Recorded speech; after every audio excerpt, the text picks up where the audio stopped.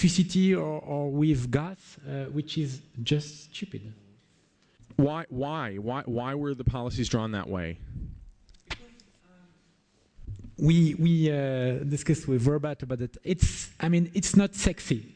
We prefer to have big things, big white elephants, and it's very difficult. Myself, I did it in Rennes, so in Brittany, the western part of France, and you have to have people working together. The plumbers with the roof specialists, and they are not used to that kind of things. And to set up the proper environment for having them working together, you have to have capacity building programs and things like that. Feed-in tariffs, it's far more easier, and that's one of the reasons why we are not getting there.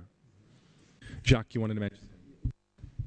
Just a little comment to complement, and coming back to what I would say concerning the local development. One thing is for sure is that renewable energy today, industrial point of view, is an activity that fit better than heavy industry for local installation, local or regional.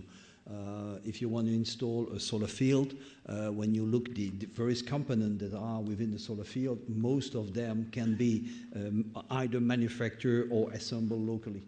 When you're in heavy industry like coal, gas, or nuclear, when you see the size of a turbine, if you don't have a crane of 1,000 tons, you don't install. And it's very specific work, and then you concentrate it in one place, which is not over here. That's why I think one of the beauty of renewable is that it will really help creating, I would say, an industrial value chain within the country they would like to develop, either for their own purposes, and then you need to have a certain sequence. If it's just a one-shot deal, you will install the tent and you will do a short-term job. If it's for larger and longer term installation, and even for regional, like the Saudi would like to do in solar, we really can provide those countries with jobs and business development over here. That's for sure. Yeah, Mike, please. I've got just a quick point to add. The project that we're developing a 2 gigawatt project. It's a concentrated solar power project in Tunisia. And that project, we've estimated, will need about 1 million heliostats. They're the individual mirrors that obviously track the sun and provide the power.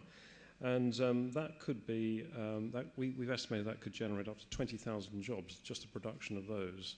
Now that would be a classic opportunity to kickstart an industry